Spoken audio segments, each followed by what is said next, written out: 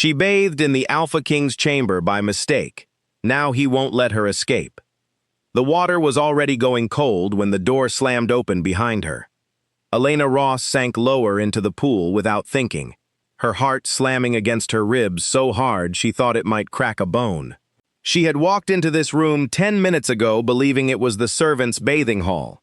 The halls of the Blackthorn estate all looked the same to her that night. Stone corridors lit by torches, doors that repeated themselves like a maze built to trap the newest arrival. She had been on the job for exactly 1 day. Now a man stood in the doorway, tall enough that his shoulders nearly filled the frame, and the look on his face was not the look of someone who had simply found an intruder. It was something else, something that made the air in the room feel thinner. "Get out!"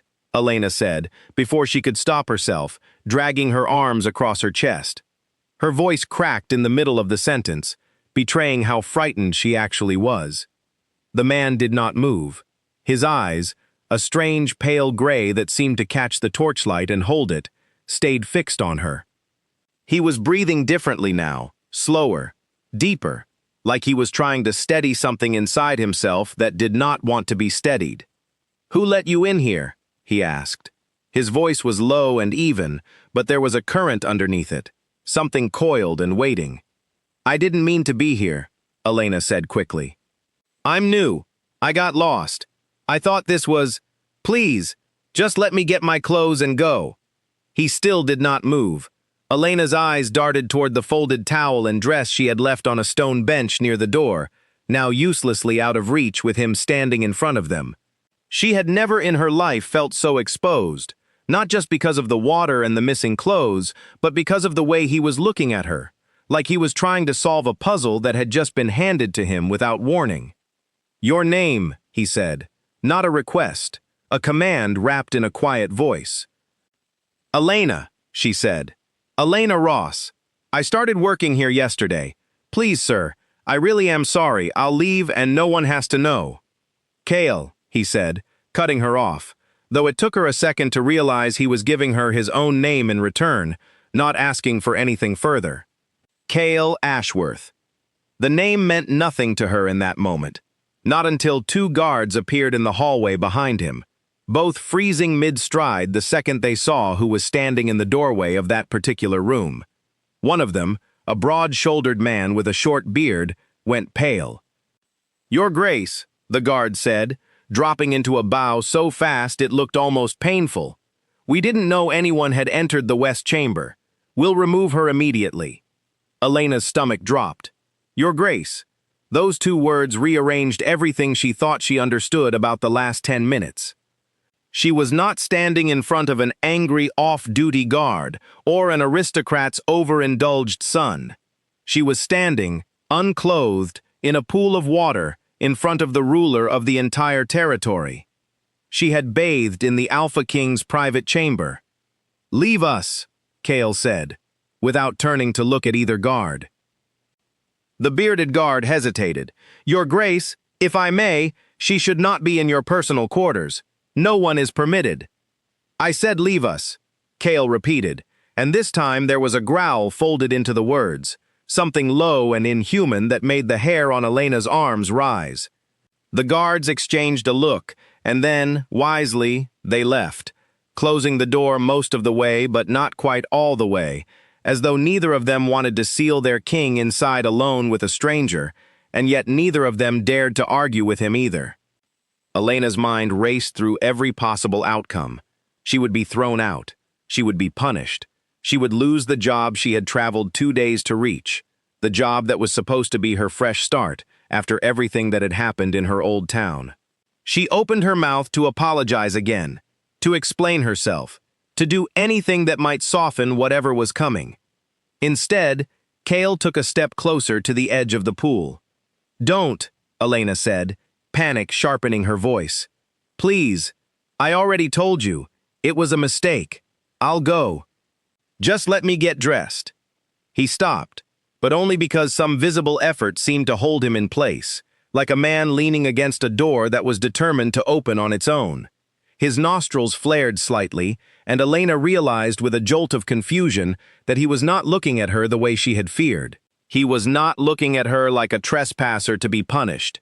He was looking at her like a man who had just been struck by something he could not explain. "What is it?" she asked slowly, unable to keep the question inside any longer. "Why are you looking at me like that?" Cale's jaw tightened. For a long moment he said nothing, and the only sound in the room was the soft ripple of water settling around Elena's shoulders and the distant crackle of the torches lining the wall. "You wouldn't understand it," he finally said. "Not yet." "Try me," Elena said, some flicker of stubbornness rising through her fear. She had never been good at staying quiet when she was frightened. Fear made her sharp instead of soft, always had. Cale studied her for a long moment, as if weighing how much to say. "There is a scent," he said carefully. "It belongs to certain people. Only certain people carry it. My kind can sense it the moment we are close enough." "A scent," Elena repeated, baffled. "What does that have to do with anything?" "It means," Cale said, and something shifted in his voice, something that sounded almost like disbelief, directed at himself, "that I am not going to be able to simply let you walk out of this room and forget you exist." Elena's pulse spiked. "That's not, you can't just say something like that to a person you've known for 5 minutes. I know how it sounds. It sounds like a threat." "It isn't one," Cale said, and for the first time something like frustration crossed his face, aimed inward rather than at her. "I don't expect you to understand what is happening right now.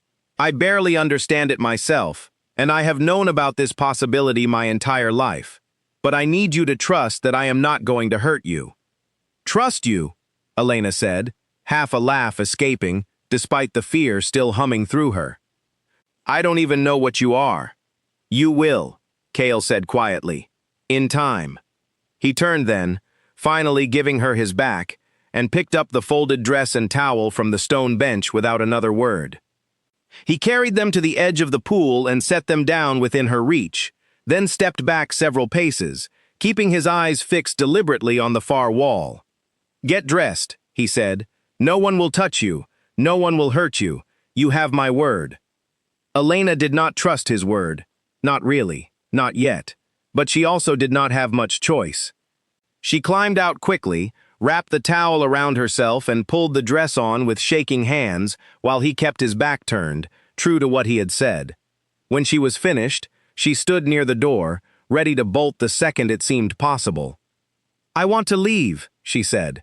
"Now, please." Cale turned back to face her. Whatever storm had been rolling behind his eyes a few minutes earlier had settled into something quieter but no less intense. "You may leave this room," he said, "but you will not be leaving the estate. Not tonight." "What?" The word came out sharper than she intended. "You can't keep me here. I'm not a prisoner." "You are a guest," Cale said, "under my protection, in quarters befitting a guest, starting tonight.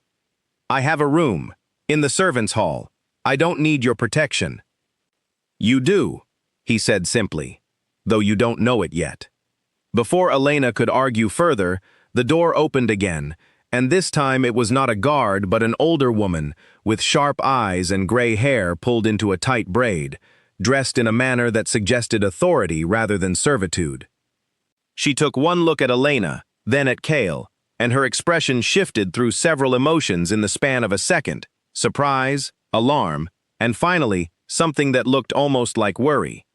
"Your Grace," the woman said carefully, "word is already spreading through the lower halls. Might I ask what happened here?" "Harriet," Cale said, "see that Miss Ross is given a room in the East Wing. Guarded, comfortable. She is not to be disturbed, and she is not to leave the grounds without my knowledge." Harriet's eyes flicked to Elena again, studying her more closely this time, the way someone studies a puzzle piece they have just realized might fit somewhere important.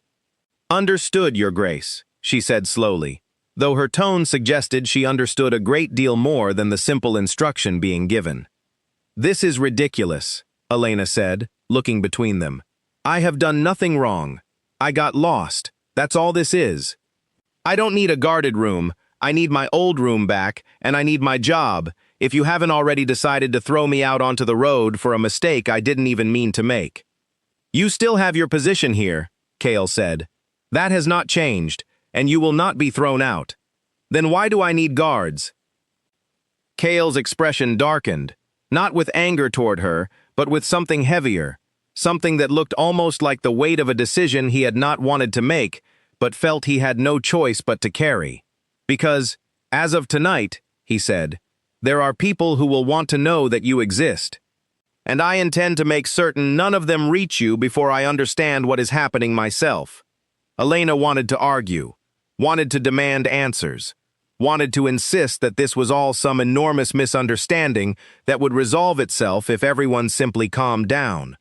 But something in the way he said it, low and certain, made the protest die in her throat. She followed Harriet out of the room instead, casting one last glance back at Kale, who remained standing near the pool, watching her leave with an expression she could not fully read, somewhere between relief and reluctance, as though letting her walk out of his sight cost him more than he wanted to admit. The East Wing, when they reached it, was nothing like the narrow servants' quarters Elena had slept in the night before. The room Harriet led her to had a wide window overlooking a moonlit courtyard, a bed larger than anything Elena had ever owned, and a fire already crackling in the hearth as though someone had known she would be coming even before she knew it herself. "This is a mistake," Elena said, standing in the doorway, unwilling to fully step inside. "I don't belong in a room like this." Harriet gave her a long, measuring look, the kind of look that came from someone who had clearly seen many things in her years at the estate and had learned to keep most of her thoughts to herself. "Miss Ross," she said carefully, "I have served this pack for over 20 years. I have never once seen the Alpha King ask for a stranger to be guarded and housed within an hour of meeting them. What does that mean?" "It means," Harriet said, choosing her words with visible care, "that whatever happened in that chamber tonight, it was not nothing. I would advise you to rest. Tomorrow will bring questions neither of us can answer, standing in this doorway." She left then, closing the door softly behind her, and Elena heard the unmistakable sound of a guard settling into position just outside in the hallway. She crossed the room slowly and sat on the edge of the enormous bed, her damp hair still clinging to her neck, her mind spinning through everything that had happened in the space of a single hour. She had come to the Blackthorn estate looking for nothing more than steady work and a fresh start, somewhere far from the life she had left behind. She had not asked to walk into the wrong room. She had not asked for a king with strange pale eyes to look at her like she was something he had been waiting his whole life to find. And she certainly had not asked to become someone who needed protecting. Yet here she was, in a room fit for nobility, guarded by strangers, unable to shake the memory of the way Cale Ashworth had looked at her, torn between hunger and restraint, as though every instinct in his body had been screaming at him to close the distance between them, and something only slightly stronger had held him back. Elena lay back against the pillows, staring up at the shadowed ceiling, and told herself she would find a way out in the morning. She told herself this was temporary, a strange misunderstanding that time would unravel. She told herself several things that night, lying awake long after the fire had burned low, and she believed almost none of them. Somewhere else in the estate, in a private study lit only by candlelight, Cale Ashworth stood at his window, looking out over the same moonlit courtyard, unable to sit, unable to sleep, unable to do anything except replay the moment her scent had first reached him, unmistakable, undeniable, the one thing every Alpha King before him had spoken of in old stories, and none of them had ever fully prepared him to feel for himself.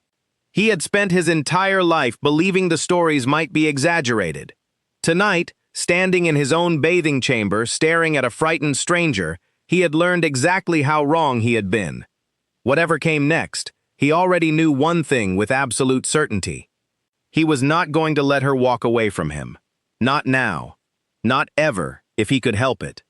The only question left was how long it would take Elena Ross to stop wanting to run. Morning light spilled across the East Wing room, and for a moment Elena forgot where she was. Then she saw the unfamiliar ceiling, the fine linen sheets, the fire reduced to gray ash in the hearth, and everything from the night before came rushing back at once. She sat up fast, already planning. If there was a guard outside her door, there might be a window she could use instead. If the window was too high, there might be a servant's passage somewhere in this enormous house that nobody thought to watch closely. She had survived worse situations than this one, or at least situations that had felt just as impossible at the time, and she was not about to sit quietly in a borrowed bed and wait for someone else to decide her future. She crossed to the window first, 2 stories down at least, with nothing but smooth stone wall beneath it. No trellis, no ledge, nothing to climb. She tried the door next, expecting it to be locked, and was almost disappointed when the handle turned freely. A guard stood just outside, the same broad-shouldered man from the night before, arms folded, clearly expecting her. "Going somewhere, miss?" he asked, not unkindly, but with the immovable patience of someone who had been given very clear instructions. "I'd like to see the kitchens," Elena said, keeping her voice light. "I missed dinner last night." The guard's mouth twitched, not quite a smile. "Food will be brought to you shortly. His Grace asks that you remain in the East Wing until he comes to see you himself." "And if I'd rather walk there myself, then I'd have to walk with you," the guard said. Every step. Elena weighed her options and decided a slow retreat was smarter than a pointless argument in a hallway. She closed the door again, more frustrated than before, and paced the length of the room twice before a soft knock interrupted her thoughts. A young servant girl entered carrying a tray of food, eyes wide and curious the moment they landed on Elena, as though she were looking at some rare animal rather than another servant. "Is it true?" the girl asked before she could stop herself, setting the tray down on a small table near the window. "That you're the Alpha King's mate?" Elena froze. "His what?" The girl's cheeks went pink, realizing she had said too much. "I'm sorry, I shouldn't have. Everyone's talking about it downstairs. About how he found you in his own bathing chamber and wouldn't let the guards touch you and gave orders himself that you were to be protected. Nobody's ever seen him do anything like that." "I'm not his anything," Elena said firmly, though the word mate sat heavy and strange in her chest, refusing to be brushed aside as easily as she wanted it to be. "It was a mistake. I got lost. That's the whole story." The servant girl gave her a look that suggested she did not fully believe that, but she said nothing further, only bobbed a small curtsy and hurried out of the room, leaving Elena alone with a tray of food she suddenly had no appetite for. Mate. She turned the word over in her mind, trying to remember anything she might have heard about it before coming to work at the estate. She had grown up in a small town far from packlands, raised mostly on stories that treated alphas and their kind as something between legend and rumor, tales meant to frighten children into staying close to home after dark. She had never expected to meet one in person, let alone to be tangled up in whatever this word meant to them. She was still sitting with the untouched tray when the door opened again, and this time it was Cale himself who stepped through it. He looked different in daylight, less like the shadowed figure from the doorway of his chamber and more like a man carrying the weight of an entire territory on his shoulders. He wore simple dark clothing instead of anything ceremonial, and there were faint shadows beneath his eyes that suggested he had slept as little as she had. "You didn't eat," he said, glancing at the tray. "I'm not hungry," Elena said, crossing her arms. "I want to know what a mate is. And I want an honest answer, not whatever version you think I'm ready to hear." Cale studied her for a long moment before answering, as though deciding there was no point in softening it. "Among my kind," he said, "certain bonds are recognized by scent and instinct rather than choice. When an alpha finds the person whose scent matches something deep inside him, something older than memory, that person is called his mate. It isn't common. Some alphas never experience it at all in their entire lives."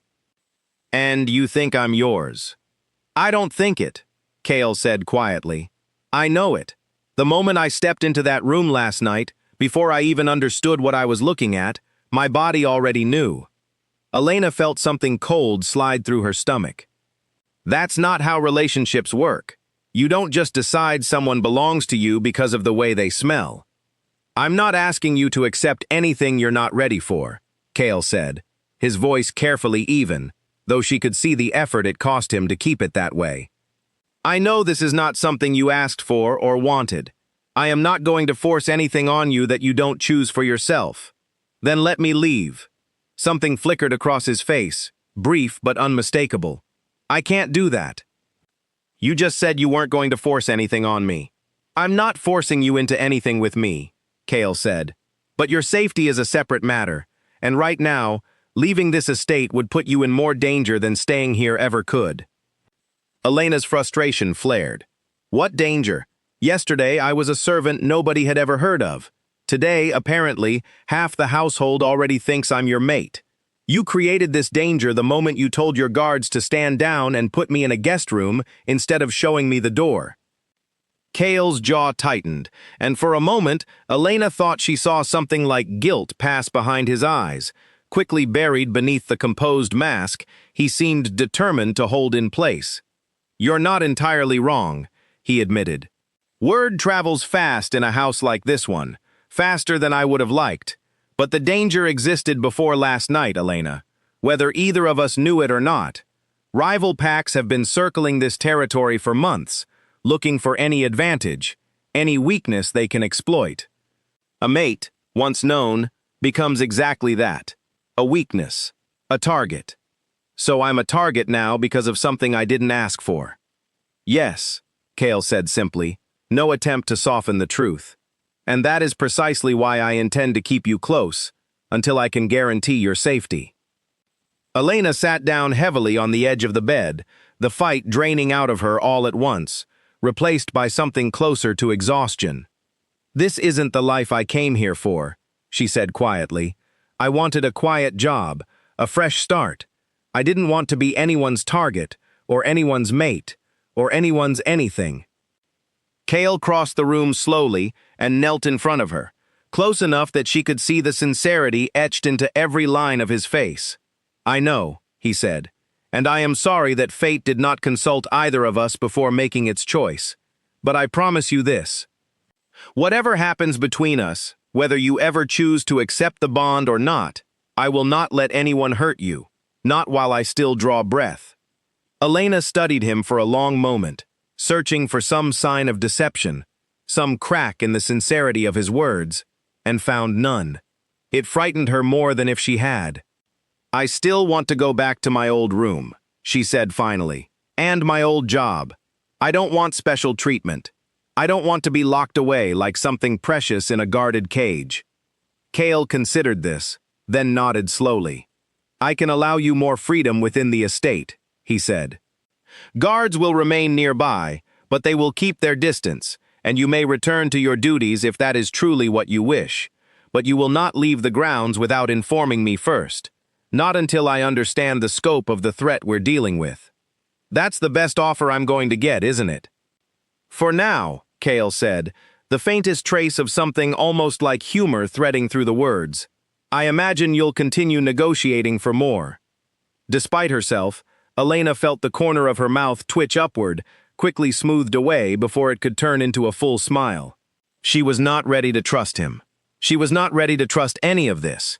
But something about the careful way he handled her anger, meeting it with patience, instead of the authority he clearly could have used to crush her objections entirely, made the fear inside her loosen its grip, just slightly. Over the following days, Elena settled into an uneasy rhythm. She returned to her duties in the kitchens and the linen hall, though she noticed the guards Cale promised were never truly out of sight, always positioned within calling distance, watching the halls with quiet vigilance whenever she passed through them. The other servants treated her differently now, some with open curiosity, others with a wary distance, as though uncertain how to behave around someone who might, without warning, become their future queen. Elena hated the attention. She hated the whispers that followed her down corridors, the way conversations stopped when she entered a room and started again the moment she left it.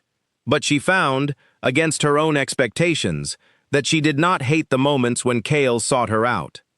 He came to find her in the evenings, always with some reasonable excuse, a question about her comfort, a report on the investigation into the threats against the estate, a simple offer to walk with her through the gardens before the sun set fully.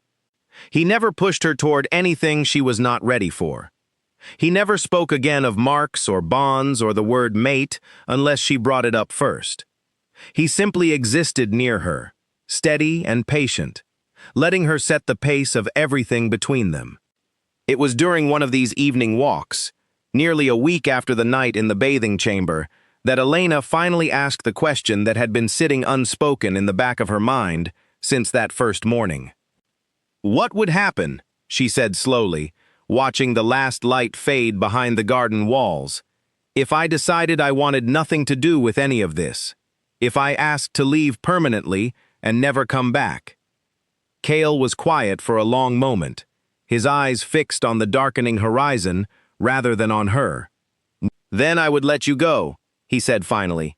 "It would break something in me that I don't think would ever fully heal, but I would let you go, because forcing you to stay would make me no better than the enemies circling this territory, looking to take what isn't freely given." Elena studied his profile in the fading light, the tension in his jaw, the careful control he was clearly exercising to keep his voice even. "You mean that," she said, more statement than question. "I do, even though it would hurt you." "Especially because it would hurt me," Kale said, finally turning to look at her. "Because if I only wanted you for how it would feel to keep you, I would not deserve to have you at all." Elena did not have an answer for that.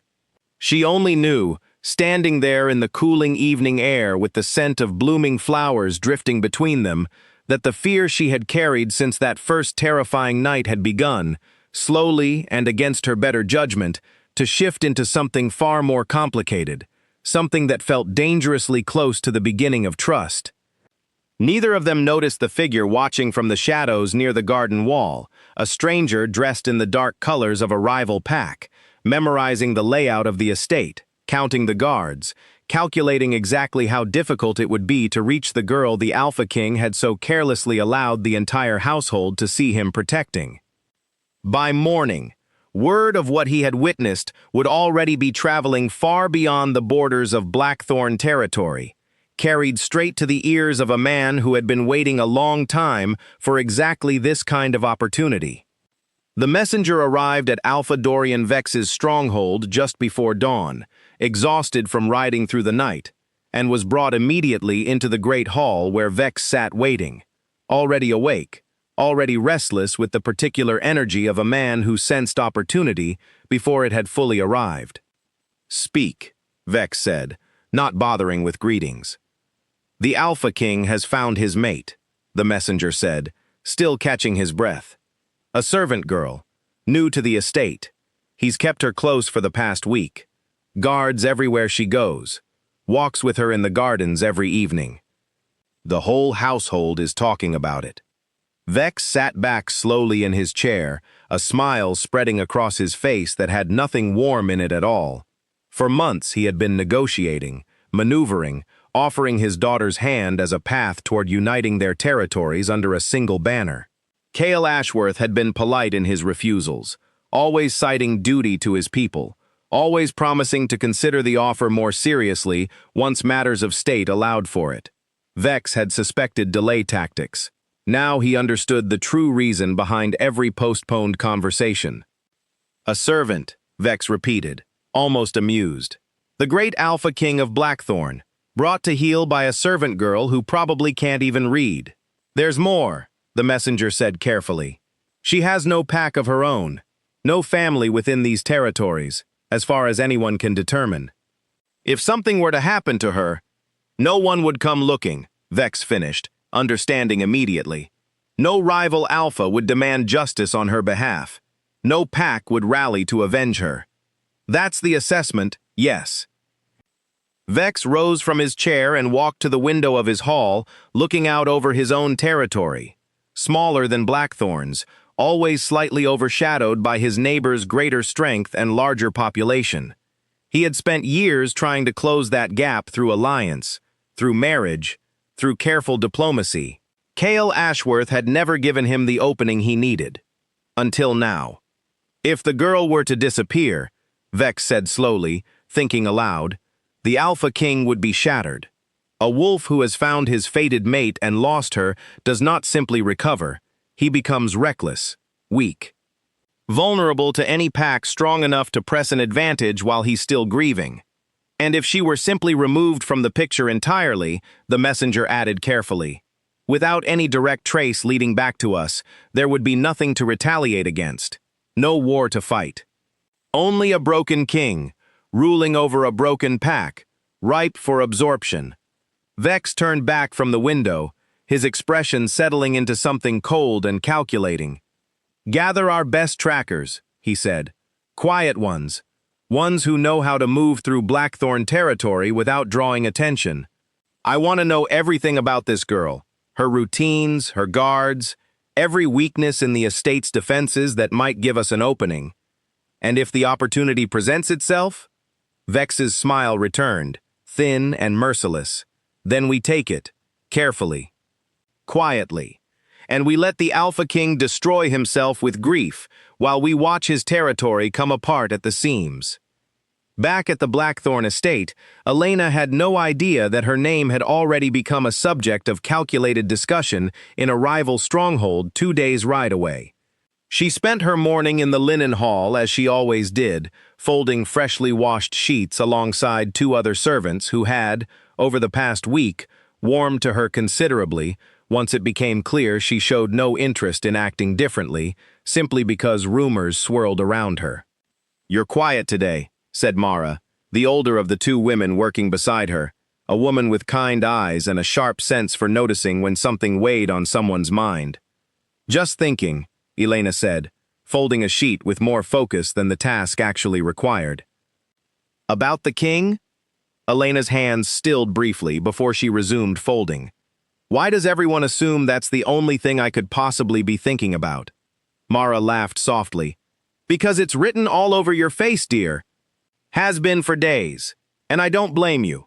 It isn't every day a girl walks into a man's private chamber by accident and comes out the other side with the Alpha King himself walking beside her through the gardens every evening, like she's made of glass he's terrified of breaking." "It's not like that," Elena said, though even to her own ears the protest sounded weaker than it had a week ago. "Isn't it?" Mara asked, raising an eyebrow. "I've served this household for 15 years. I've never once seen him look at anyone the way he looks at you. Whatever you want to call it, dear, it's something." Elena didn't have a response for that, mostly because some quiet, honest part of her had begun to suspect that Mara was right, and she was no longer certain she wanted to argue against it as fiercely as she once had.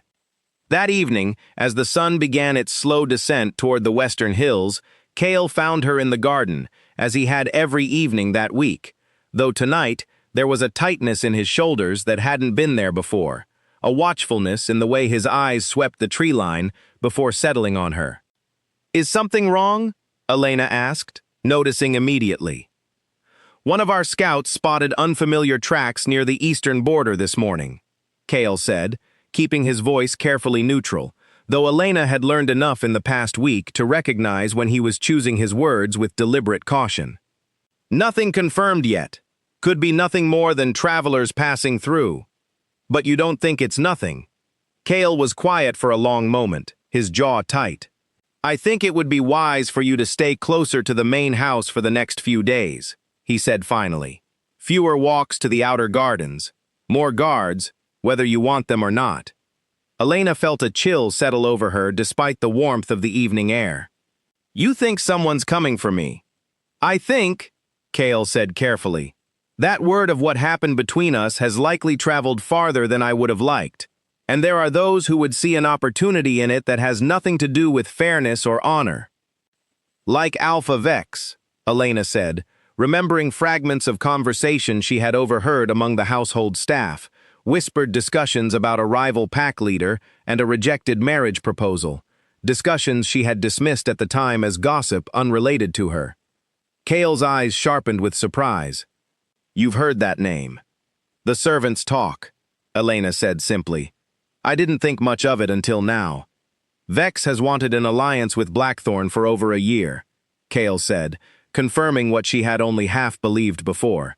I refused his offer more than once. A man like that does not take rejection gracefully, and he has never been shy about pursuing advantage through means less honorable than open negotiation. So you think he'd hurt me, to hurt you? I think it's possible, Kale said, and the honesty in his voice was somehow worse than if he had tried to reassure her with a lie. And I am not willing to take that risk with your life, Elena, not when I have the power to prevent it. Elena wrapped her arms around herself, suddenly cold despite the mild evening. I never wanted to be a piece in someone else's power struggle, she said quietly. I know, Kale said, and the regret in his voice was unmistakable. I wish more than anything that I could give you the quiet life you came here looking for. But I cannot undo what fate has already decided, and I will not apologize for wanting to keep you safe from the consequences of it. They walked back toward the main house in silence after that, Elena's mind spinning through everything she had just learned, weighing the fear against the strange, steady comfort of walking beside a man who seemed genuinely willing to burn his own kingdom to the ground before he let anything happen to her. That night, unable to sleep, Elena sat by her window, watching the moon rise over the dark tree line, and found herself thinking not of escape, as she had during her first restless night in this house, but of the quiet resolve in Kale's voice when he had promised to keep her safe. Somewhere beyond those trees, danger was gathering, patient and calculating, waiting for its moment. She did not know yet how close that moment truly was. 3 nights later, the first attempt came. It happened just after midnight, when the household had gone quiet, and even the guards patrolling the outer walls had settled into the slower rhythm of the late hours. Elena woke to a strange sound outside her window, a soft scrape against stone that did not belong to any wind she recognized. She sat up slowly, heart already racing, and crept toward the window just in time to see a shadowed figure drop silently from the roof onto the ledge outside, moving with a precision that no ordinary intruder could have managed. She opened her mouth to scream, but the figure was faster, already pushing through the window she had not realized was unlatched, one gloved hand clamping over her mouth before any sound could escape. Quiet, a low voice hissed against her ear, and you might survive this. Elena's training, if it could even be called that, kicked in purely on instinct. She drove her elbow backward into the intruder's ribs with every bit of strength fear could provide, and in the half-second of surprise that followed, she twisted free and screamed as loudly as her lungs allowed. The reaction from the rest of the house was immediate and violent in its speed.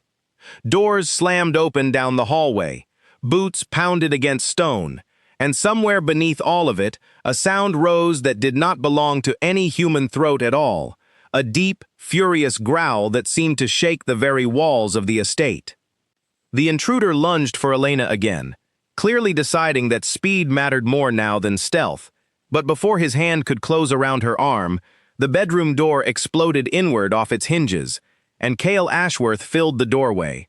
No longer entirely a man, something larger and more dangerous radiating from him, eyes glowing with a feral light that had nothing civilized left in it at all. The intruder did not stand a chance. What followed happened too fast for Elena to fully process.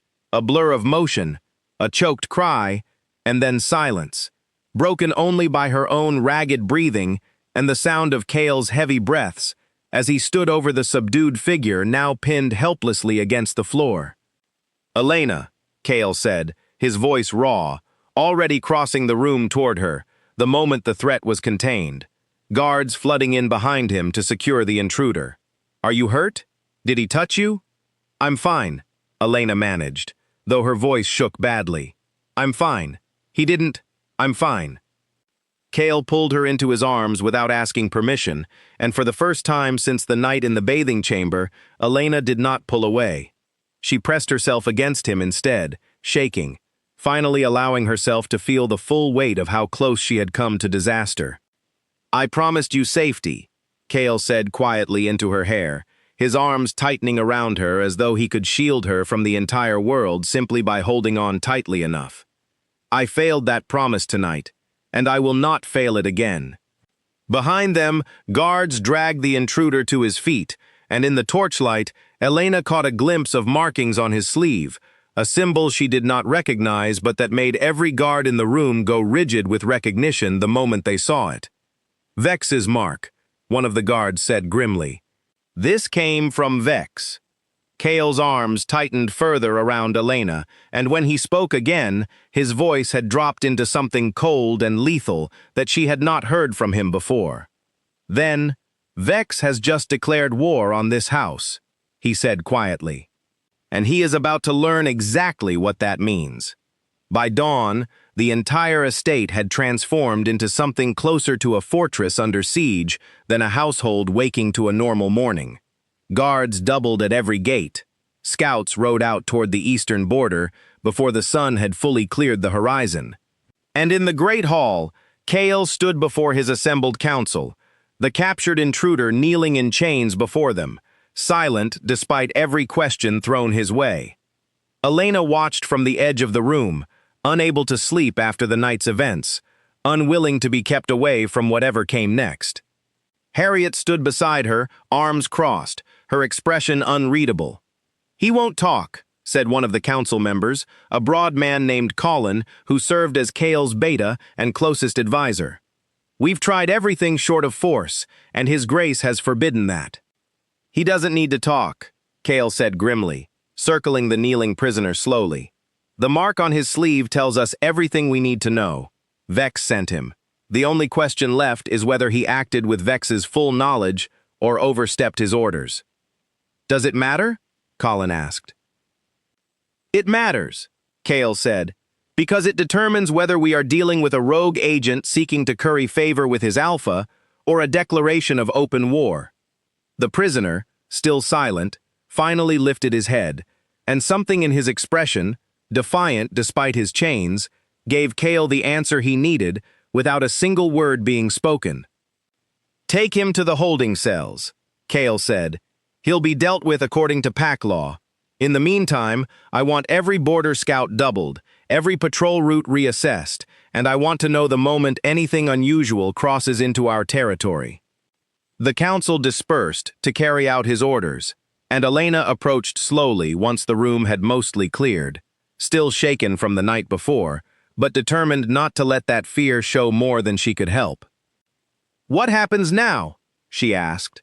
Kale turned to her, and for a moment, the exhaustion he had been hiding from his counsel showed plainly on his face. "Now," he said, "we prepare. Vex will not stop with a single failed attempt. Men like him rarely accept defeat gracefully, and I have no doubt he will try again, likely with greater resources behind the next attempt." "Then let me help," Elena said. "I'm not going to just sit in a locked room waiting to find out if the next attack succeeds where the last one failed." Kale studied her for a long moment, something like reluctant admiration flickering behind his exhaustion. "You're not trained for this kind of danger, Elena." "Then train me," Elena said, surprising herself with how quickly the words came, how much she meant them. "I refuse to be someone who only exists to be protected. If I'm going to be a target because of who I am to you, then I want to at least understand what I'm facing." Something shifted in Kale's expression, respect mixing with the worry that had been etched into his features since the attack. "All right," he said finally. "I'll have Colin begin working with you. Basic defense, awareness of the estate's escape routes, whatever might help if you're ever caught in a situation where guards can't reach you in time. But Elena, I need you to understand something." "What?" "I am not asking you to fight my battles," Kale said, closer now, his voice low and serious. "I am simply refusing to pretend I don't see the strength in you that made you want to ask. Most people in your position would have wanted nothing more than to run as far from this house as possible. You're asking to understand your enemy instead. That tells me something important about who you are."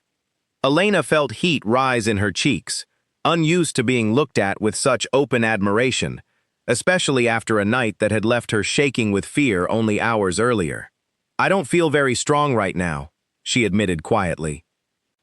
Strength isn't the absence of fear, Kale said. It's choosing to stand anyway, even when the fear is real. Last night, you fought back before I ever reached that room. You didn't wait to be saved. The days that followed brought a strange new rhythm to Elena's life at the estate. Mornings were spent in careful training sessions with Colin, learning how to break free from a grip, how to identify weak points in an attacker's stance, how to navigate the estate's hidden passages should she ever need to escape a threat without waiting for rescue. Afternoons were spent helping wherever the household needed extra hands, though the other servants now treated her with a mixture of respect and protective concern that had not existed before the attack. And evenings, whenever Kale's duties allowed, were spent walking the safer inner gardens together, the tension between them slowly shifting into something neither of them fully named, but both of them clearly felt. It was during one of these evening walks, nearly 2 weeks after the failed attack, that Elena finally worked up the courage to ask the question that had been building inside her for days. "Tell me about your past," she said quietly, watching the last light fade over the garden walls. "Harriet mentioned once that you didn't always rule alone, that there was more to your family than just you." Kale's expression tightened, old grief surfacing briefly before he pushed it back down. "My parents were killed when I was young," he said finally, his voice quieter than she had ever heard it. "A border conflict, decades before Vex ever became a concern. I was 12 when I became Alpha in name, though the council ruled in my place until I was old enough to hold the title properly." "I'm sorry," Elena said softly. "I didn't know." "Most people don't ask," Kale said. "It isn't a story I share often. Growing up the way I did, surrounded by advisors who saw me as a symbol to be managed rather than a boy who had lost his family, it taught me to keep most of myself locked away. Easier to rule that way. Harder to be hurt by anyone who might use what they learn about you against the pack. And yet you're telling me," Elena said. Kale turned to look at her fully, something raw and unguarded in his expression that she had not seen from him before. "Because, for the first time in longer than I can remember," he said, "I don't feel like I need to protect myself from you. I feel like I can simply exist near you, without calculating every word, without wondering what it might cost me later." Elena's heart ached at the quiet honesty in his voice, at the loneliness she could hear woven through every word, a loneliness that had clearly followed him since childhood, hidden beneath the authority and strength that his position demanded he show the world. "I know what it's like," she said slowly, "to feel like you have to hide most of yourself to survive. My own path here wasn't easy either. I lost people too, before I ever set foot in this territory. I came here looking for a place where nobody knew my history, where I could just start over without anyone watching to see if I'd break. And instead you found me," Kale said, a faint, rueful smile touching his mouth. "Hardly the quiet, fresh start you were hoping for." "No," Elena admitted, a small smile of her own breaking through despite everything. "But maybe not the worst thing that could have happened either." Kale reached out slowly, giving her every opportunity to pull away, and gently brushed a strand of hair back from her face. Elena did not pull away. She stood very still instead, heart pounding, aware of how close he had moved, aware of the warmth radiating from him in the cool evening air. "Elena," he said quietly, "I know I have no right to ask this of you, not after everything that's happened, not when danger still surrounds us on every side. But I need you to know that what I feel for you has nothing to do with fate forcing my hand. I would want you even if the bond between us didn't exist. I would have wanted you from the very first moment, scent or no scent, mate or no mate."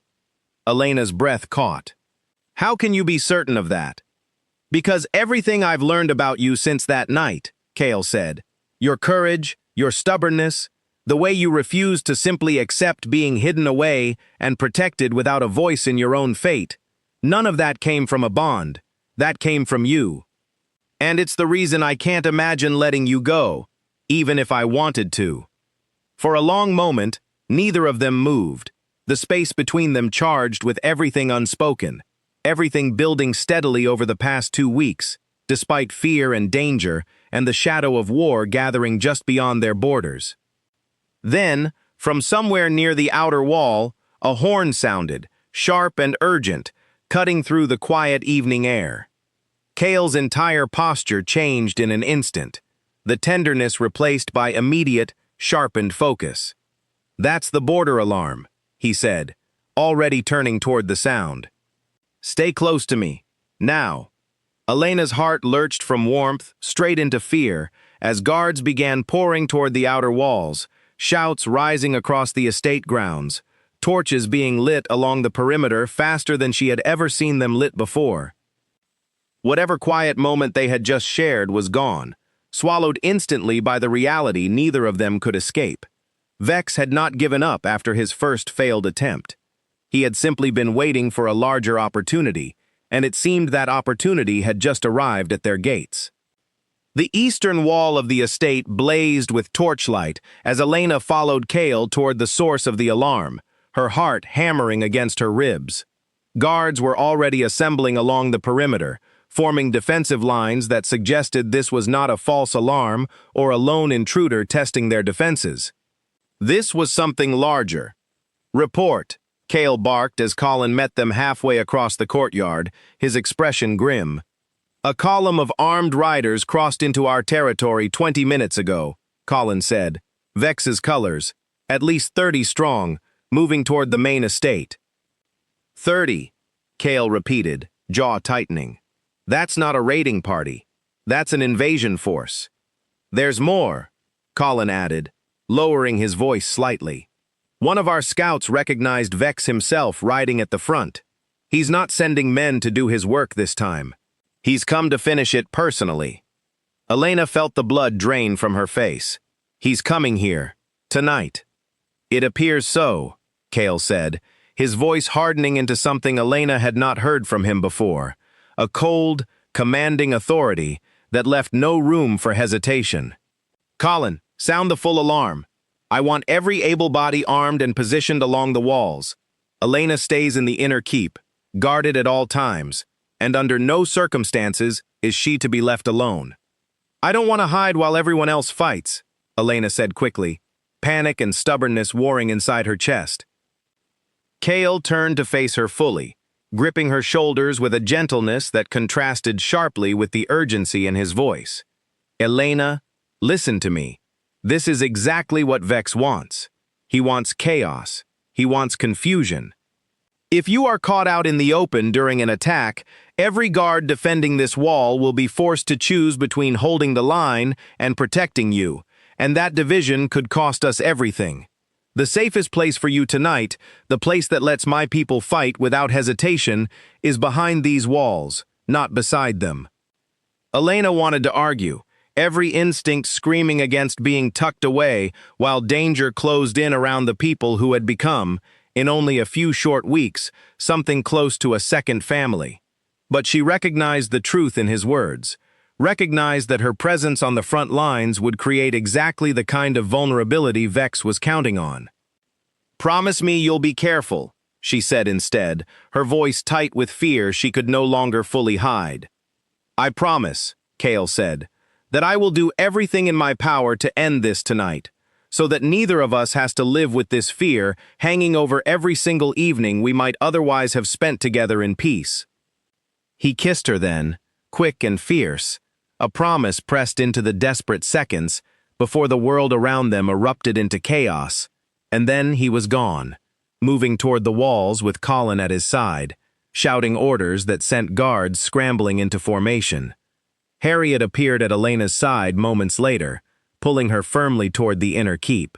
"Come, child. We need to get you somewhere safe." Elena allowed herself to be led, though her mind raced the entire way, replaying everything Colin had taught her over the past 2 weeks, every technique, every escape route through the estate's hidden passages. She was not going to simply sit and wait helplessly while people she cared about risked their lives outside. The sounds of battle reached the inner keep within the hour, distant at first, then growing steadily closer as Vex's forces pressed against the outer defenses. Elena paced the length of the small chamber Harriet had brought her to, every crash and shout outside sending fresh waves of fear through her chest. "They're breaking through the eastern gate," a young guard reported breathlessly, appearing in the doorway with blood on his sleeve, though it was clearly not his own. "His Grace has moved to the front lines personally." Elena's stomach dropped. "Is he hurt?" "Not when I left him," the guard said, "but the fighting is fierce. Vex brought more men than our scouts initially reported." Harriet's face had gone pale, but her voice remained steady. "Then we hold the inner keep and trust in our king." Elena could not simply trust and wait, not while every part of her screamed to act. She thought of Cale's words from days earlier, about strength not being the absence of fear but the choice to stand despite it, and something inside her hardened into resolve. "I need a weapon," she said suddenly. Harriet's eyes widened. "Absolutely not. His Grace ordered." "His Grace ordered that I stay safe," Elena said, "and I intend to. But if this keep is breached, I refuse to be found cowering in a corner with nothing to defend myself. Please, Harriet, if nothing else, let me be able to protect myself if it comes to that." After a long moment, Harriet relented, retrieving a short blade from a locked cabinet and pressing it into Elena's hands with visible reluctance. "Only if it comes to that," she said firmly. "Do you understand me?" "I understand," Elena said, gripping the blade with hands that trembled only slightly now, steadied by purpose rather than helplessness. The battle outside raged for what felt like hours, the sounds of clashing steel and furious growls carrying even through the thick stone walls of the inner keep. Elena remained by the door, straining to hear any news, until finally the sounds outside began to shift, the chaos giving way to something that sounded, cautiously, like retreat. A guard burst through the door minutes later, breathless and battered but grinning despite his obvious exhaustion. "We've held the wall," he reported. "Vex's forces are pulling back. His Grace is pursuing the retreat personally, along with Colin and a dozen of our strongest fighters." Relief flooded through Elena, quickly followed by fresh fear. "Pursuing? Is that safe? His Grace wants to ensure Vex doesn't simply regroup and try again within days," the guard explained. "Better to press the advantage now, while his forces are scattered and demoralized." The wait that followed felt endless. Elena remained in the inner keep long after the sounds of battle had faded entirely into silence, pacing, praying, unable to sit still despite Harriet's gentle attempts to calm her.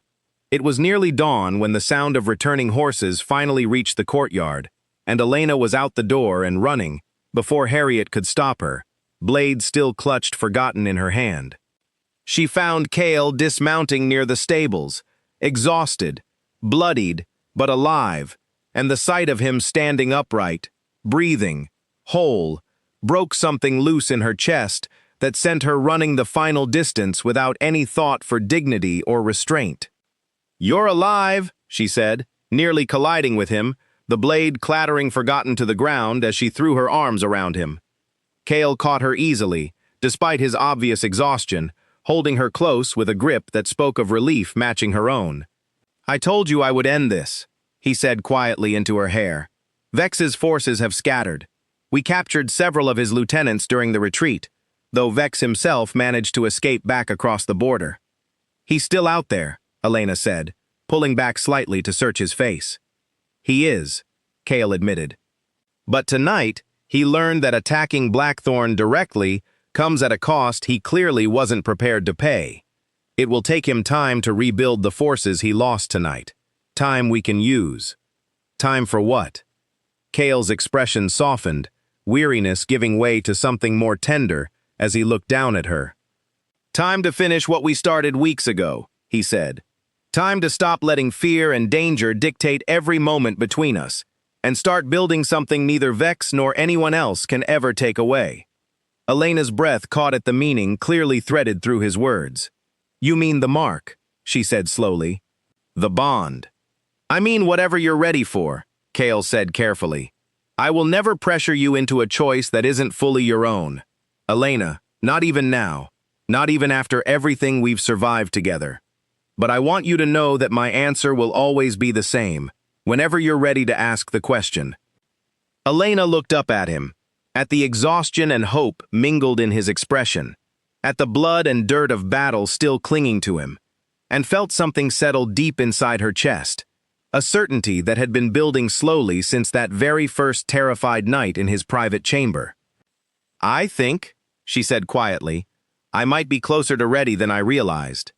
Cale's eyes darkened with a mixture of hope and restraint, clearly fighting the urge to push for more in that exact moment. "Then we'll talk," he said, "once we've both rested, and once I'm certain this house is fully secure again. Tonight, you should sleep. You've more than earned it." Elena nodded, allowing herself finally to feel the exhaustion of the long night catch up to her all at once. As Cale walked her back toward the main house, his arms steady around her shoulders, she found herself thinking not of the danger that still lingered beyond their borders, but of the quiet promise in his voice, and the strange, unexpected comfort of realizing that somewhere along this frightening, chaotic path, she had stopped wanting to run at all. 3 days passed before the estate fully settled back into something resembling normal life, though normal now carried a different weight than it had before the attack. Repairs continued along the eastern wall where Vex's forces had broken through, and extra patrols remained posted at every border checkpoint. But the immediate danger had eased enough that Cale finally allowed himself a full night of rest, the first since the night Elena had bathed in his chamber by mistake. Elena found him in his study on the 4th morning, hunched over reports from his scouts, dark circles beneath his eyes despite the rest he had finally taken. "You look like you haven't slept at all," she said, closing the door behind her. Cale looked up, and something in his exhausted expression softened immediately at the sight of her.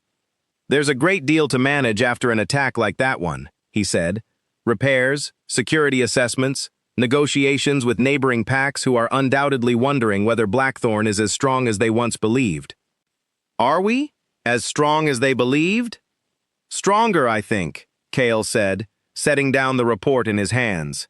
"Vex underestimated how quickly we could rally, and he paid for that mistake, but he will not make the same error twice.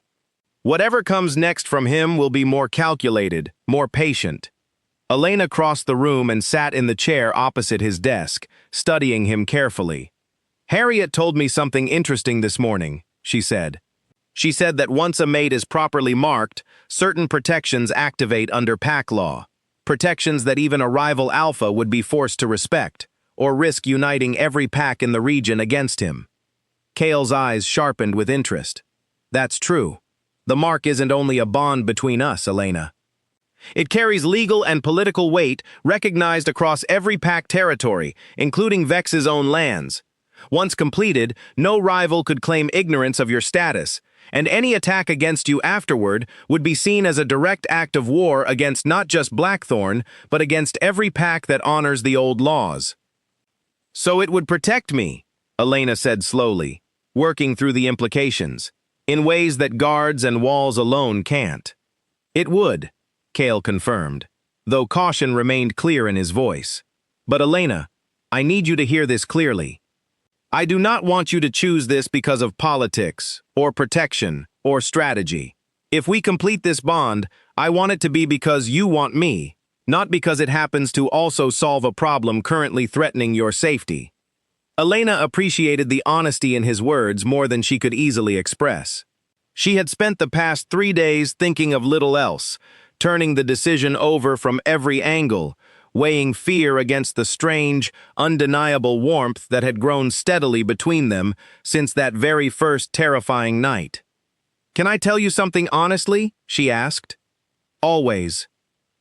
"When I first came here," Elena said, choosing her words carefully, "I told myself I wanted nothing to do with fate, or bonds, or any of it.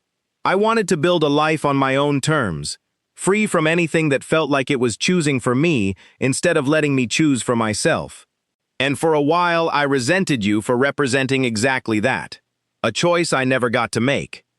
"I understand," Cale said quietly. "But somewhere along the way," Elena continued, "I stopped seeing you as fate's choice, and started seeing you simply as you. The way you listened when I refused to be hidden away like something fragile. The way you told me the truth about your past instead of hiding behind the armor everyone expects an alpha king to wear. The way you fought for this entire household, and for me, without ever once making me feel like an obligation instead of a person. Kale rose slowly from behind his desk and came around to kneel in front of her chair, taking her hands gently in his own. "Elena," he said, his voice rough with restrained emotion, "whatever you decide, know that these past weeks with you have already given me more than I ever expected to have in this life. I was prepared to rule alone, to carry this weight without anyone beside me who truly understood it. You changed that, whether you intended to or not." Elena felt tears prick at the corners of her eyes, unexpected and overwhelming.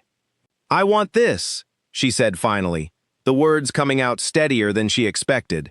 "Not because of vex or politics or protection. I want this because somewhere in the middle of all this chaos, I fell in love with a man who happened to also be a king, and I don't want to spend one more night pretending otherwise."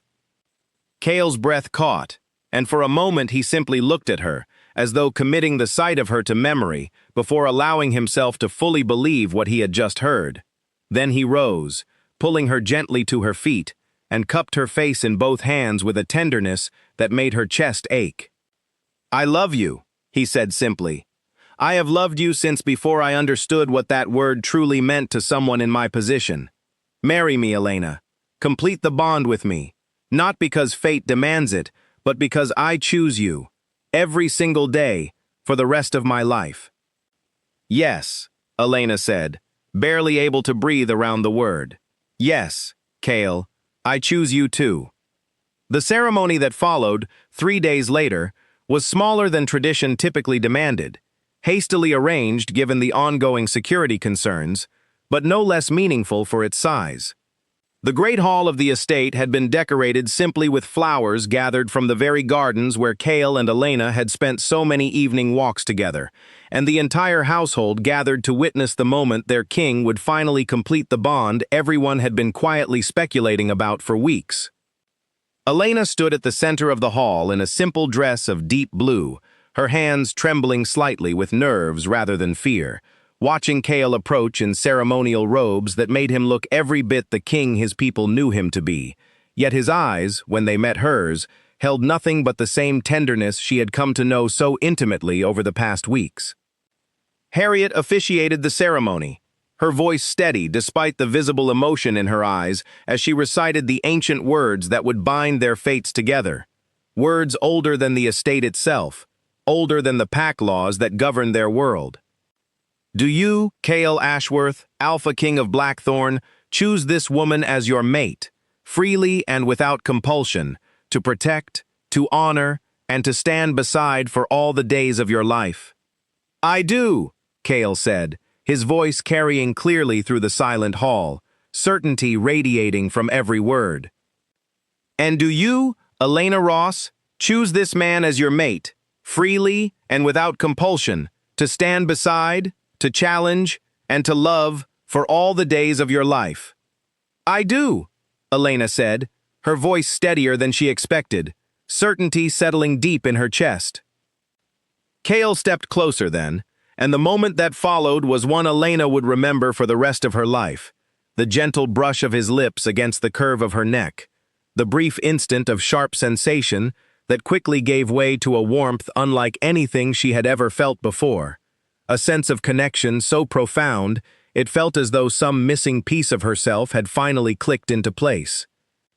The hall erupted into cheers the moment the bond completed, the entire household celebrating a union that had begun, weeks earlier, with nothing more than a servant girl's simple mistake in finding the wrong door.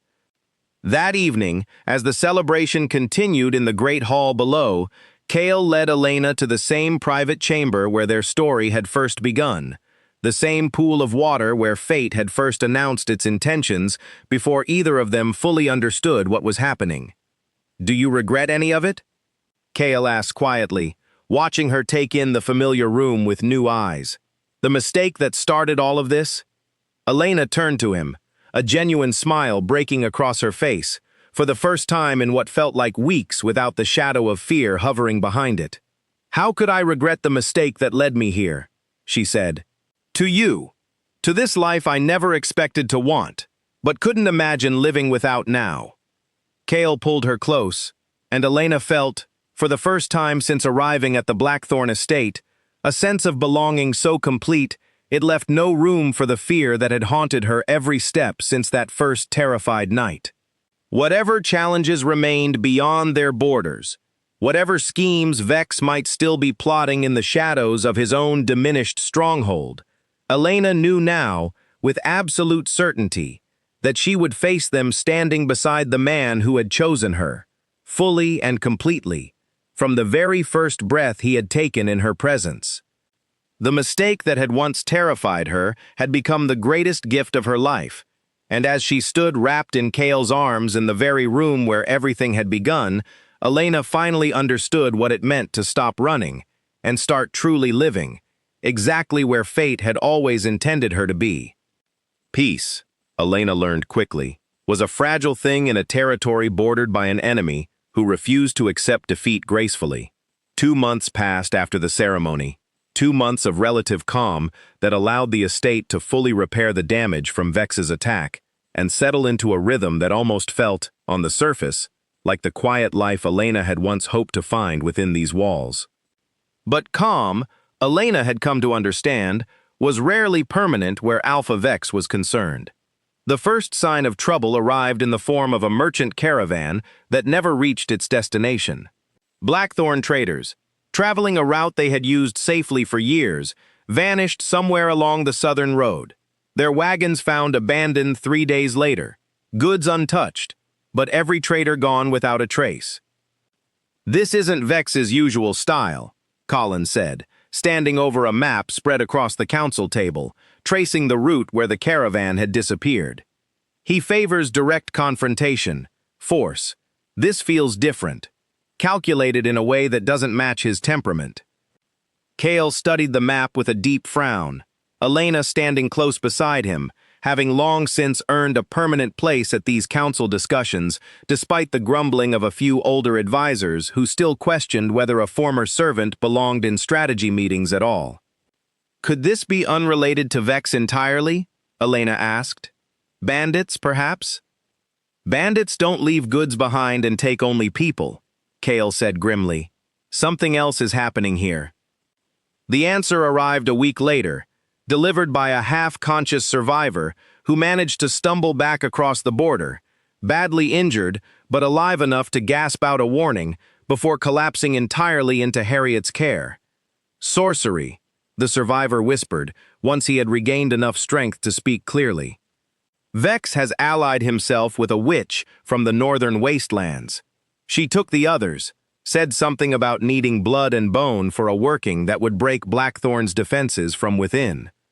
Elena felt a chill settle deep into her bones. "A witch," she repeated.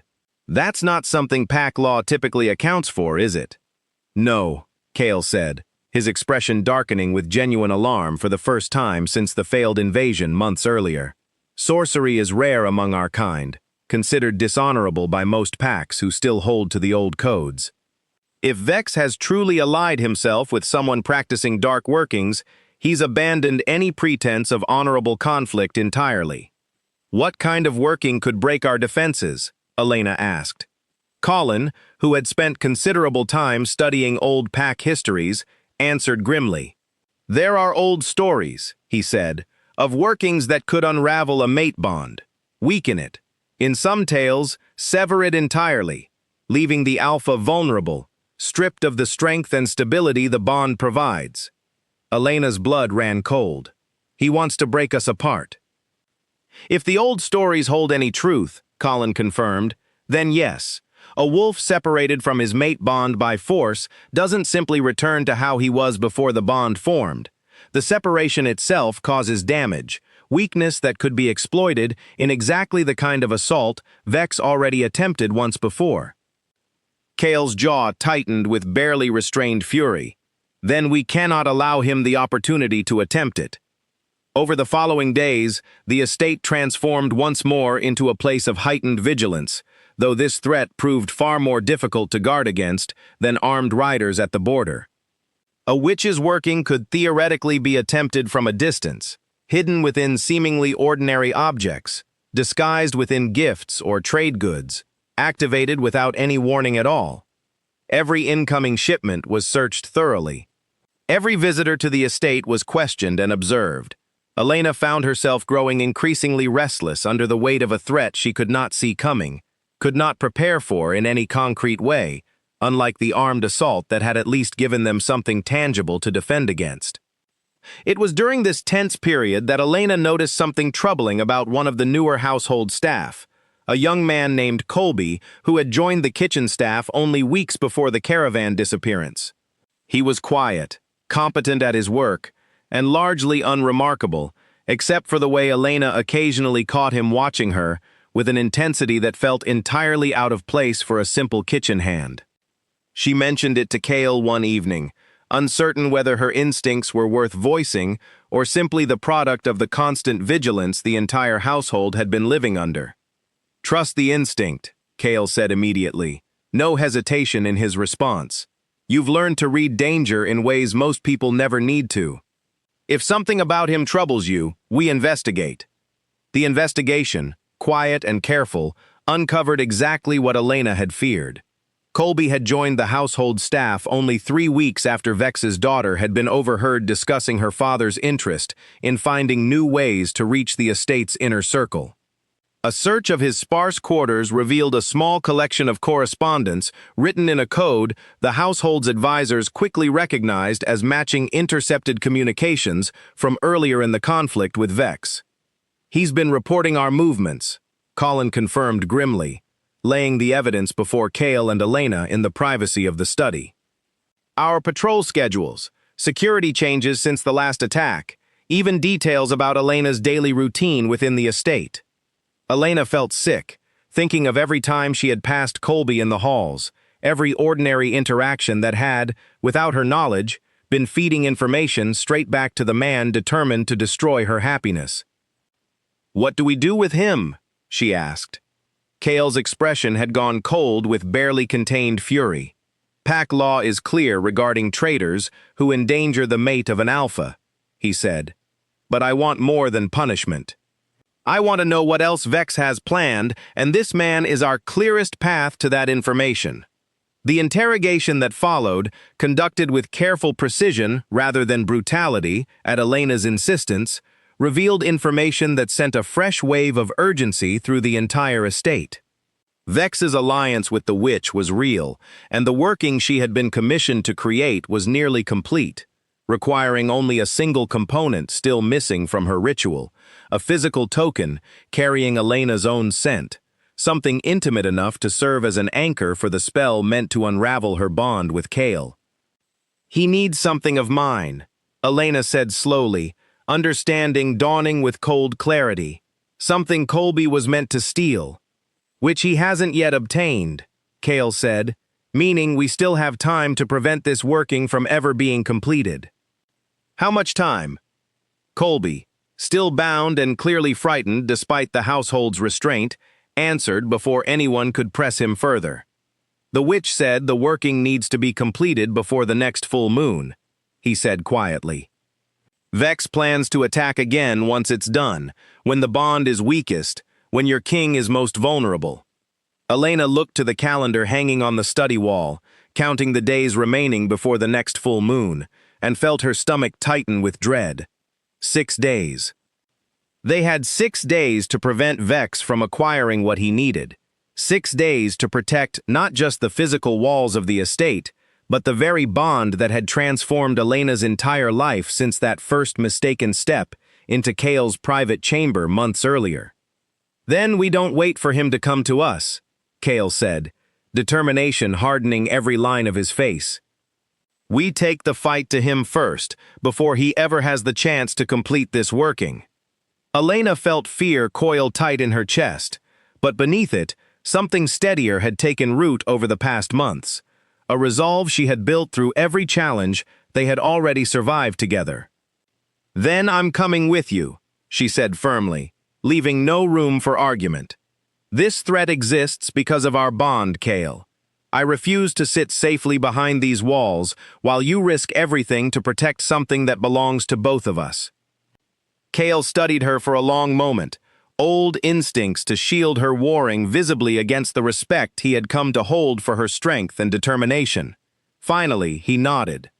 "Then we go together," he said, "and we end this threat once and for all, before Vex ever gets the chance to tear apart everything we've built." Outside the study window, the moon hung visible even in daylight, a pale reminder of the deadline now closing in around them. 6 days that would determine whether their hard-won peace could survive the darkest threat they had yet faced. Preparations for the journey into Vex's territory consumed the following 2 days, every detail planned with a precision that left little room for error.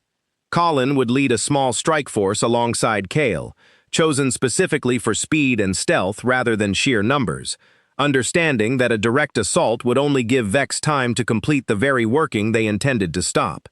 Elena, after considerable debate, was permitted to accompany them, though only after agreeing to remain within the protective formation Colin's soldiers would maintain around her at all times. "I still don't love this plan," Kale admitted the night before they departed, watching Elena carefully pack a small satchel of supplies in her chamber. "You already agreed," Elena reminded him, tying the satchel closed with steady hands. "Besides, you need me there. If the witch requires something of mine to complete her working, then keeping me close to you, surrounded by our strongest fighters, is far safer than leaving me here, where Colby's absence might already have alerted Vex that his spy has been compromised." "I know the logic is sound," Kale said, crossing the room to stand beside her. "That doesn't make it easier to accept the risk." Elena reached up and cupped his face gently, an echo of the tenderness he had so often shown her over the past months. "We face this together," she said firmly. "That was the promise we made to each other, wasn't it? Not just in comfort, but in danger too." Kale's expression softened, and he pressed a lingering kiss to her forehead. "Together then," he agreed quietly. They departed before dawn the following morning, moving swiftly and quietly through territory that grew increasingly unfamiliar as they crossed deeper into lands loyal to Vex. Colin's scouts had identified the witch's encampment 2 days prior, a hidden clearing deep within a forest that bordered Vex's main stronghold, chosen deliberately for its isolation from prying eyes. They reached the outskirts of the forest by nightfall on the 2nd day, and Kale called a halt, gathering his small force to review the final approach under the cover of darkness. "The witch's camp lies roughly a mile ahead," Colin reported, sketching a rough map in the dirt with a stick. "Our scouts report minimal guard presence, perhaps a dozen fighters at most, likely because Vex believes his working remains a well-guarded secret. Then we move quickly and quietly," Kale said. "Minimize casualties on both sides if possible, but our priority remains stopping this working before it can be completed." Elena listened carefully, memorizing every detail of the plan, her hand instinctively resting on the blade Colin had insisted she carry despite her limited combat training. She had come too far, survived too much, to simply stand aside now. They approached the clearing just past midnight, moving with the practiced silence of experienced fighters. Elena kept carefully at the center of the formation as promised. Through the trees, she could see the faint glow of firelight, and beyond it, a hooded figure moving with deliberate purpose around a series of markings carved into the earth, arcane symbols that made the hair on Elena's arms rise even from a distance. "That's her," Colin whispered. "The witch Vex has employed." "Where's Vex himself?" Kale asked quietly. Before anyone could answer, a voice rang out from the darkness behind them, cold and satisfied. "Right here, actually."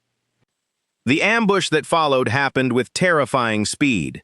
Vex's forces, far greater in number than Colin's scouts had reported, emerged from the surrounding trees on every side, clearly having anticipated exactly this kind of infiltration attempt. Elena felt herself pulled roughly backward by one of Colin's soldiers as chaos erupted around them, steel clashing against steel, furious growls tearing through the night air as the small strike force found itself suddenly and dangerously outnumbered. "You didn't truly believe I'd leave my working unguarded," Vex called out, emerging from the shadows with a cruel smile. "Not after losing my spy so conveniently, right before your little rescue mission." "You knew we were coming," Kale said grimly, positioning himself protectively in front of Elena, despite the fighting erupting around them. "Of course I knew," Vex said. "Colby was never truly loyal to me, not entirely, but he was useful enough to let slip certain details when it suited my purposes. I wanted you here, Ashworth. Here, where my witch's working is already far closer to completion than your spy ever reported." Elena's blood ran cold as she looked past Vex toward the clearing, where the hooded witch had abandoned her careful preparations entirely, now moving with frantic urgency toward the completion of whatever ritual she had been building. "She doesn't need anything of mine anymore," Elena realized aloud. "Does she?" Vex's smile widened. "She found another way. Cruder, perhaps, but effective enough. All she needs now is proximity. Your bond, sensed directly rather than through some stolen token. And you've walked directly into range." Kale's growl turned into something feral and furious as understanding crashed over him. "Elena, run," he said sharply. "Now." But it was already too late. The witch's chant rose sharply through the clearing, ancient words that seemed to bend the very air around them, and Elena felt a sudden, sickening pull deep in her chest, as though something vital were being torn loose from where it had settled since the night of their bonding ceremony. Kale cried out, dropping to one knee, as the same sensation clearly struck him even harder, the bond between them straining under an assault neither of them had ever imagined having to fight. "Fight it!" Elena gasped, forcing herself through the pain to reach him, ignoring Vex's triumphant laughter and the chaos of battle still raging around them. "Kale, fight it! Don't let her take this from us!" "I'm trying!" Kale ground out through gritted teeth, sweat beading on his forehead as he fought against a force that seemed determined to unravel the very connection anchoring him. Elena, acting on instinct born of desperation rather than any training Colin had given her, closed the remaining distance and pressed her palm flat against Kale's chest, directly over his racing heart. "Then let me help you," she said fiercely. "The bond works both ways. If she's trying to sever it from outside, then maybe we can hold it together from within." She did not fully understand what she was attempting. Only that instinct and love guided her hands as she poured every ounce of her own will into holding on to the connection she refused to let anyone take from her. Kale's pained expression shifted slowly, the strain easing as their combined resolve pushed back against the witch's unraveling working. Across the clearing, the witch's chant faltered, her expression twisting with confusion and growing alarm as her ritual, which should have been tearing the bond apart with ease, instead met resistance stronger than anything she had accounted for. "That's impossible," the witch snarled, redoubling her efforts. But Elena and Kale held firm, their combined strength refusing to yield. Vex, watching his carefully planned working begin to fail before his eyes, let out a roar of pure fury and charged forward himself, clearly intending to end the standoff through more direct means. But Colin intercepted him first, and the two alphas clashed with a violence that sent the surrounding fighters scrambling clear of the fray. The battle that followed was brutal and chaotic. But slowly, steadily, Blackthorn's forces began to turn the tide, buoyed perhaps by the sight of their king and his mate standing together against a threat that should have destroyed them both, refusing instead to break. The witch, sensing her working had failed entirely and her position was quickly becoming untenable, gathered what remained of her supplies and fled into the darkness of the forest, abandoning Vex to face the consequences of his failed gambit alone. Vex himself, badly wounded in his clash with Colin and increasingly aware that his forces were losing ground rapidly, made a desperate final push toward Elena, clearly hoping that even now, Capturing her might salvage something from the disaster his plan had become. He never reached her. Kale, fully recovered now that the witch's working had been broken, intercepted him with a speed and fury that left no doubt about the outcome. The confrontation ended swiftly, Vex finally subdued and disarmed, his remaining forces surrendering once their leader had fallen. In the sudden quiet that followed, Elena rushed to Kale's side, checking desperately for injuries despite his obvious exhaustion. "Are you all right?" she asked, hands trembling as she searched him for wounds. "I am now," Kale said, pulling her into an exhausted but grateful embrace. "You saved us tonight, Elena, both of us. I don't know how you understood what to do, but whatever instinct guided you, I am endlessly grateful for it." "I couldn't lose you," Elena said simply, her voice thick with emotion. "Not to a stranger's dark working, not to anything. I refused to let it happen." Around them, Colin's forces began securing the remaining prisoners, including Vex himself, now stripped of the power and authority he had spent so long trying to seize through treachery and dark alliance. As dawn broke over the forest clearing, painting the sky in soft shades of gold, Elena finally allowed herself to feel the full weight of relief wash over her. The immediate threat finally, truly ended. But even as the sun rose on their victory, Elena understood that the true test still lay ahead, in whatever judgment awaited Vex, and in whatever new future they would now have to build from the wreckage of a conflict that had tested their bond in ways neither of them had ever anticipated having to survive. The journey back to Blackthorn took 2 full days, slowed by the wounded among their ranks and the burden of prisoners marching under heavy guard. Vex rode bound and silent at the center of the returning column, stripped of the arrogance that had defined him during every previous encounter, his silence somehow more unsettling than any of his earlier threats had been. Elena rode close beside Kale the entire journey, still processing everything that had happened in that clearing. The terrifying sensation of the bond being torn at, the desperate instinct that had somehow guided her to help hold it together.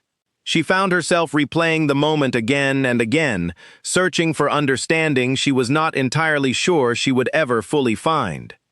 "You're quiet," Kale observed as they made camp on the first night of the journey home. "I keep thinking about what I did," Elena admitted, settling beside the fire he had built. "I don't understand how I knew what to do. I've never studied anything about bonds or workings. I just acted." Kale considered this thoughtfully. "Perhaps understanding isn't always necessary," he said.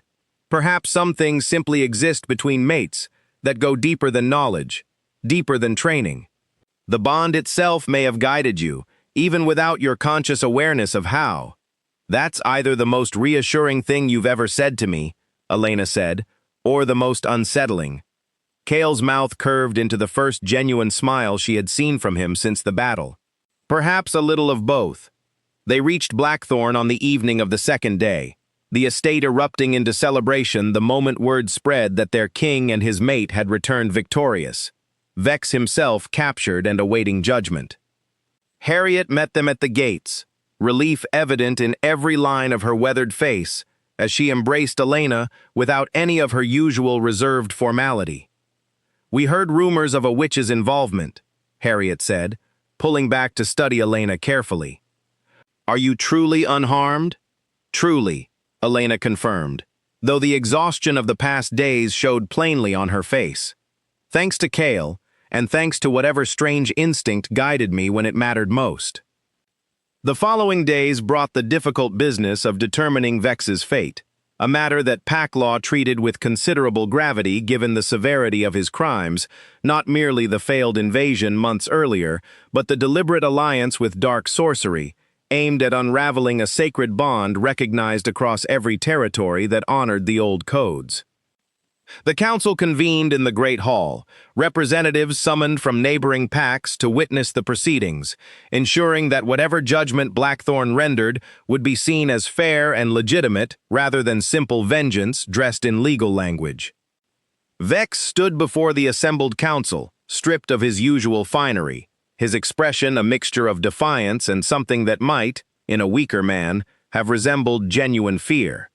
"You stand accused," Kale said, his voice carrying clearly through the silent hall, "of unprovoked invasion against Blackthorn territory, of ordering an assassination attempt against my mate, and of allying yourself with dark sorcery in a deliberate attempt to sever a sacred bond recognized under the old codes.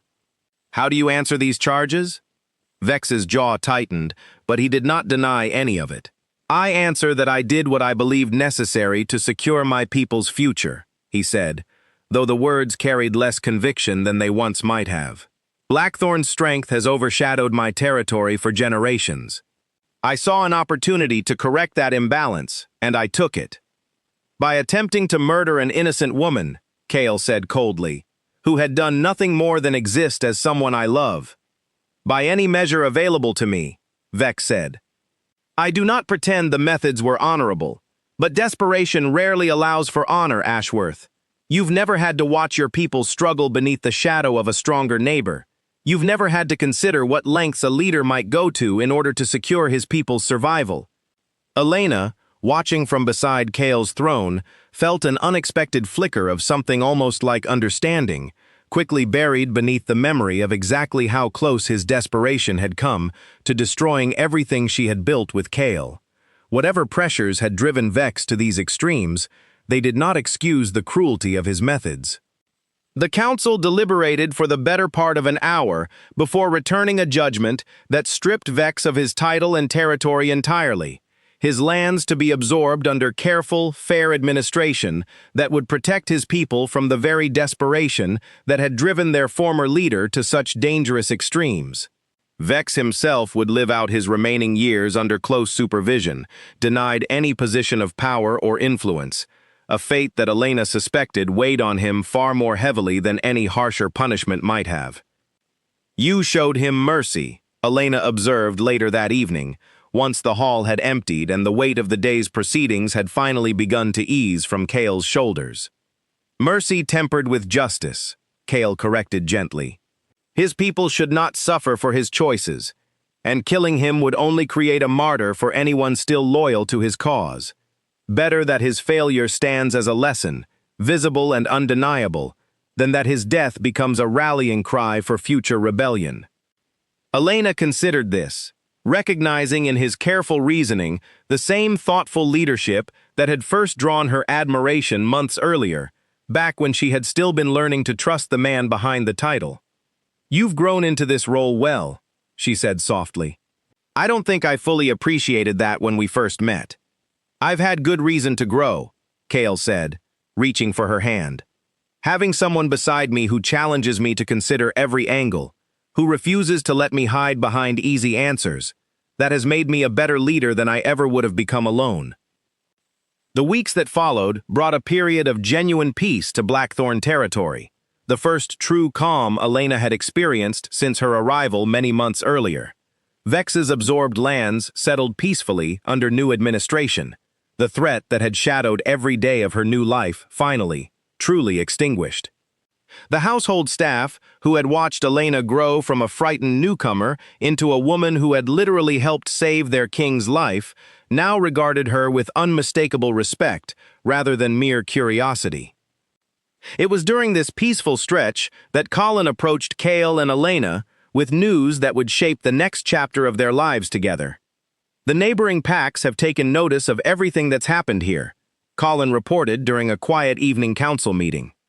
"Your handling of the Vex situation, fair but firm, has earned considerable respect across the region. Several packs have already reached out requesting formal alliance, and there's been talk, quiet talk, but persistent, of proposing something larger." "What kind of proposal?" Kale asked. "A formal coronation," Colin said, "recognizing Elena not merely as your mate, but as Queen of Blackthorn in her own right, with all the authority and responsibility that title carries." Several of the visiting representatives who witnessed the trial were quite impressed by her composure and clear thinking throughout the proceedings. Elena felt a flush of surprise color her cheeks. "I never expected anything like that," she admitted. "You've more than earned it," Kale said, pride evident in every word. From the moment you stood beside me against Vex's forces, from the desperate instinct that saved us both from the witch's working, you have shown this entire territory exactly the kind of leader you're capable of being. I would be honored to see you crowned formally, if it's a role you're willing to accept." Elena thought back to the frightened, exhausted woman who had stumbled into the wrong chamber on her very first night at the estate, uncertain of everything except her desire to simply survive and build a quiet life far from her old troubles. That woman felt like a distant memory now, replaced by someone stronger, someone who had faced danger and loss and impossible choices, and had emerged each time more certain of who she wanted to become. "I accept," she said finally, meeting Kale's proud gaze with a steady certainty of her own. "Not because fate demanded it of me, but because I've grown to love these people, this territory, this life we've built together, more than I ever thought possible." Preparations for the coronation began immediately, the entire estate transforming once more, this time not for battle or defense, but for celebration. And as the day approached, Elena found herself reflecting often on the strange, winding path that had brought her here, from a frightened servant lost in unfamiliar halls to a woman about to be formally crowned queen of an entire territory, standing beside a man who had chosen her, fully and completely, from the very first breath he had taken in her presence. The morning of the coronation dawned clear and bright, sunlight spilling across Blackthorn's courtyard as servants and guests alike moved through final preparations, with an energy that felt entirely different from the tense vigilance that had governed the estate for so many months prior. Flowers lined every pathway, banners bearing the Blackthorn crest hung from every window, and representatives from neighboring packs arrived throughout the morning, filling the estate with a sense of celebration that Elena still found difficult to fully believe was happening because of her. Harriet helped her dress in the same chamber where Elena had first stayed as a guest under guard, though the room itself had changed considerably since those early days, now filled with warmth and familiarity rather than the guarded uncertainty that had once defined it. "You look every bit the queen this territory needs," Harriet said, adjusting the deep blue gown Elena wore, embroidered with silver thread that caught the morning light with every movement. "I still can't quite believe this is real," Elena admitted, studying her reflection in the mirror, searching for traces of the frightened servant who had once stood in this very room, uncertain of everything except her desire to escape. "Believe it," Harriet said firmly. "You've earned every part of this day, Elena. Not through fate alone, but through everything you chose to become despite the fear, despite the danger, despite every reason you might have had to simply run when things became difficult." Elena thought of that first terrified night, of every moment since that had tested her courage and resolve, and felt gratitude swell within her chest for the winding path that had led her here, to this room, to this day, to the life she had built alongside a man who had never once wavered in his choice of her. The ceremony itself took place in the same great hall where Elena and Kale had completed their bonding ceremony months earlier, though today the hall overflowed with guests far beyond the household staff who had witnessed that earlier, more intimate occasion. Representatives from a dozen neighboring territories filled the seats, along with every member of Blackthorn's household, all gathered to witness the formal crowning of their new queen. Kale waited at the front of the hall, dressed in ceremonial robes befitting the occasion, his eyes finding Elena immediately the moment she appeared in the doorway, and the pride and love evident in his expression steadied whatever lingering nerves remained in her chest as she walked slowly down the aisle toward him. Colin, serving as officiant for the formal ceremony, held aloft the crown that had been carefully crafted over the preceding weeks, silver and delicate, yet unmistakably regal, designed to complement rather than overshadow the woman who would wear it. "Elena Ross," Colin said, his voice carrying clearly through the silent hall, "you came to this territory as a stranger, seeking nothing more than honest work and a quiet life. Fate, and your own courage, led you instead toward a destiny few could have predicted. You have stood against danger without flinching. You have challenged your king to be better, wiser, and more just. You have earned, through action rather than birthright alone, the trust and respect of this entire territory."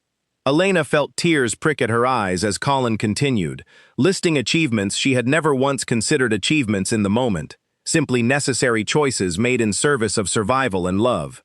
Standing beside Kale, protecting the household, holding fast against the witch's terrible working, none of it had felt like the stuff of legend while she lived through it. Yet here it stood, recognized formally before an audience that had traveled considerable distances simply to witness this moment. "Do you, Elena Ross," Colin asked, "accept the title and responsibility of Queen of Blackthorn, promising to serve this territory and its people with wisdom, courage, and unwavering dedication?" "I do," Elena said, her voice steady, despite the emotion thick in her throat. Colin placed the crown gently upon her head, and the hall erupted into thunderous applause, cheers rising from every corner as the household staff who had watched her journey unfold, from frightened newcomer to beloved queen, celebrated a moment that felt as much theirs as it did hers. Kale stepped forward once the applause began to ease, taking her hands in his own, his eyes bright with unmistakable pride. "My queen," he said softly, for her ears alone despite the crowd surrounding them.